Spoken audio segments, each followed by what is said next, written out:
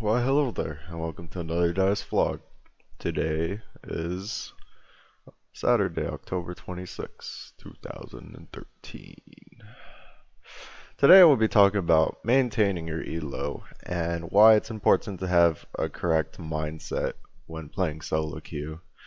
Good example would be in the last 2 days while I'm making this video is that in the last 2 days I haven't had the best luck in solo queue, but the day before that I won like 4 games up in solo queue, and I was very close to getting a challenger promos each time. Um, One of the reasons why I maintain my elo in diamond, even though sometimes I may lose more than win. Well, actually, I don't know the math, but it's pretty even. Like even as much as I lose, like there's win streaks and lose streaks, and you'll see right here that 85 points in diamond. Now, a couple of days ago, I was like 50 points. A couple of days before that, I was in challenger promos like 5 times, and I ended up trolling them one way or another. That's my own fault. No one else's fault but my own, not the junglers, of course. And right now I'm at 85 points. So right now I gain about 5 points a win, probably. 5 to 3, 4. It just gets slower as it gets to the top. And for me to get to challenger promos, I need to win at least 3 to 5 times when I'm at 99 points. But every time I've hit 99 points, I started losing. And one of the reasons for that is not only did I talk about preparation, runes, and masteries. I mean, there's some Hearthstone and some Magic Pen Ribbon involved, but because of my mental state. Your mental state when playing the game is very important. Some may not always realize. Some of you may realize a lot on stream. I do go on tilt, whether I like it or not. And I don't like going on tilt at all. It's very, very uneasing. And back then, in closed beta, I would go through all these slumps, which would relate to being on tilt. And I would have multiple slumps. And I'm sure a lot of you guys today that play League of Legends will be like, I'm on a slump. Oh my god, why am I playing so bad for this amount of time? I don't know how to fix it, Dyrus. That solution is very hard to find, but my solution has always been play the game more, and from doing that I'll learn more and I'll retain more, and then when I, have that solid state of mind where I just calculate everything, or where you just calculate things and you know things are happening, you know you're going to get ganked, or you know dragon's going to happen, or you know this team fight's going to come up, and you're going to predict where you're going to be in position, you're gonna be in a solid state of mind. Like, I have my summoners up, I can play aggressive, or I have my summoners down, my ignite's in 20 seconds, I should wait till that's up and then go for the kill. Or let's say that your flash is down for 20 seconds, I'm just gonna play safe for this 20 seconds so I don't risk losing all these creeps. And if I had flash up, damn, that would have been useful, or I would have gotten a kill with flash, stuff like that. So an example right here is I did really well with this Nidalee game. I was doing the straw poll thing, and that's why I was playing these different champions. I won with a couple of them, but of course I lost with, a lot of them too. But here's the thing. It's being mentally ready to play the game. And when I went middle, I went fort pot. I didn't even think about going Doran Shield. I also didn't, this game I also didn't, if you watch the stream for the last few days, you only know why I lost these games. But anyways, losing these games, this was a bad game, this was a not so bad game, and this was a really, really bad game. Banner of Command. No one buys this item. Anyways, and then I was like, screw it. I'm just gonna go teleport revive so I can get 2 people. I did pretty well this game, and it just so happened that I got unlucky and their team was better than our team. And it happens my counterpart, who is Rowhammers that game, got 5 kills in a 2 vs 1 lane somehow, while I got 2 kills with teleport revive. So, anyways, Moving on, let's say I was in the correct mental state for all of these games. Let's say I did not do straw poll and I just had Renekton for all of these games. If I could if I could look back and just like look at these games, if I had Renekton this game, I guarantee my results would have been better than these. Now sometimes it's like if something troll for you works, like the AP Nidalee top, which is not that troll, it actually kind of works if you don't get punished for it because it is solo queue, then I'm gonna think, oh, I can play whatever I want. One good example was at NA All Stars. I was doing so well at one point in mechanics, and I was like, you know what, guys, I can play any champion in the game. Play like Diana for the first time, and then and then I farmed, but then I didn't really do that well because I was against, a top class, world class top laner, and they were just winning all over the map. But anyways, moving on, you do not get in the mindset where you can just do whatever you want because there's a reason why these people are at this elo, and even if you are at this elo for a reason, you're gonna get unlucky. There's gonna be teammates that aren't so good. You're gonna be, you're gonna be camped. It depends. Like if you're one of the better players in the game, a lot of good players, what they'll do is they'll just camp you, and if they know if it's easy to shut you down, they will. And I'm pretty easy to shut down, honestly. Let's be honest. I'm pretty easy to shut down. You send two people to my lane, I'm done. Maybe if they're bad, I'll get the 2 versus 1 and I'll actually win, but most of the time at this elo they're not that bad and I'll lose. And then when I lose I get upset and then I'll look at what my jungler's doing and they'll be farming and I'll be really upset.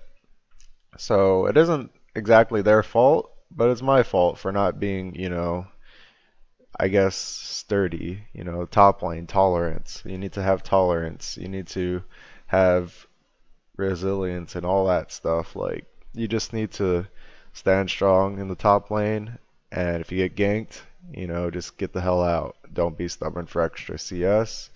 Don't be stubborn to get more farm. Don't be stubborn if your wave's pushing up against them and then you lose like so much creeps. Now, actually, there's only so much stubbornness can get you there, or will stop you there because you actually are screwed when that happens. So, what you should do if you're a top laner like me and you want to maintain your elo and maintain your sanity, you will step back, take a walk, maybe look back at the games you played and ask yourself, why did you lose them? Maybe look at the low replay. I don't actually have it on right now, but if you have your replay, look back at the game. You'll see more things than you were in the game. And the reason for that is because when you play League of Legends, you actually have to concentrate a good amount, unless you're like a young kid who's like a genius and can see everything, which is not very that there's not very much of those these days, unless you're in Asia, of course, and maybe a couple of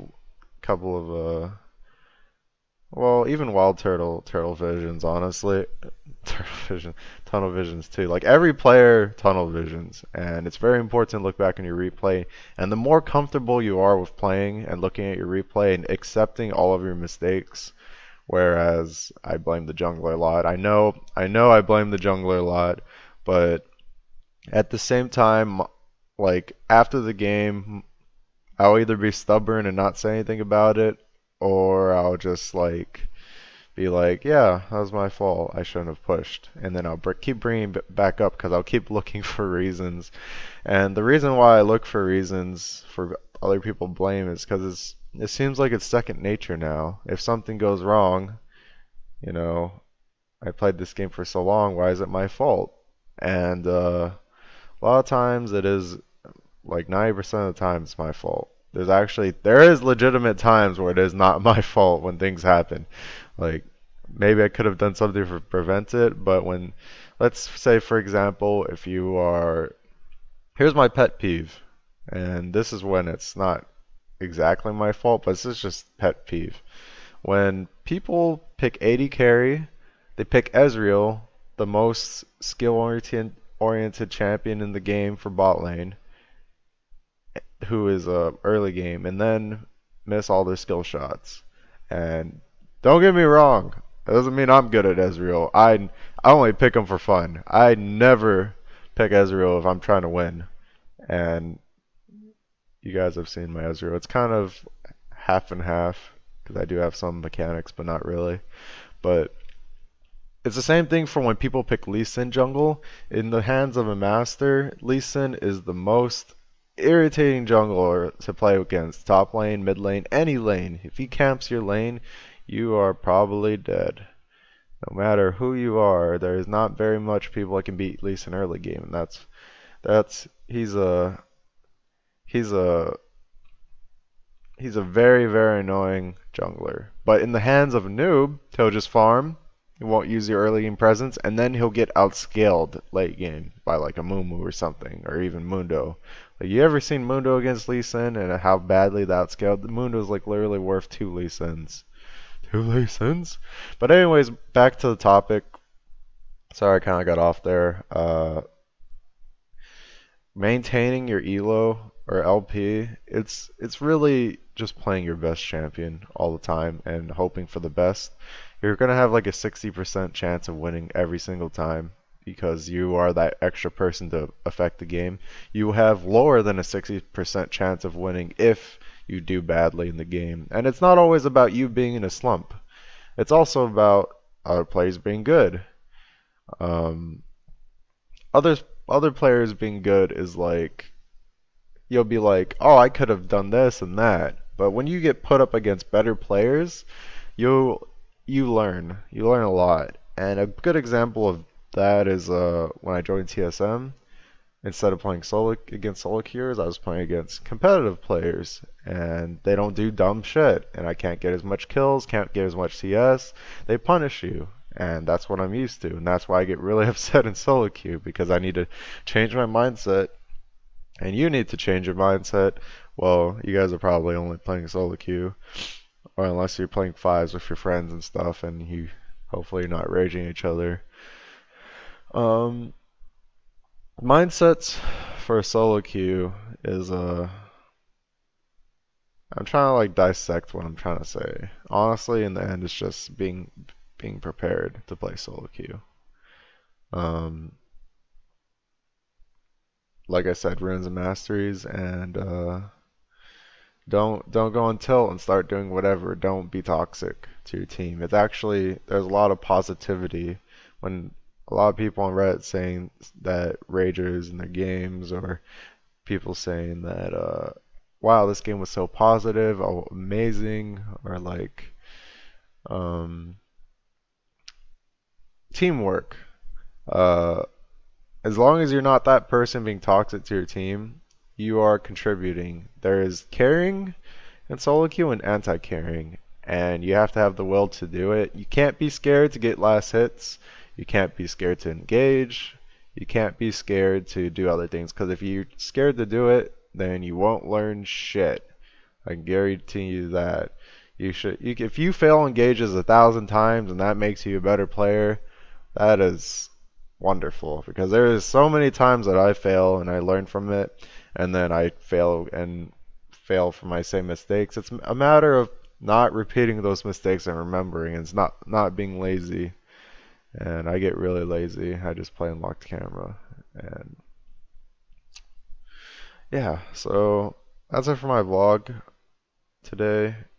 Um, Not much else to say. It's kind of just a throw it out there vlog, maintain your elo stuff, and thanks for watching my vlog. Bye.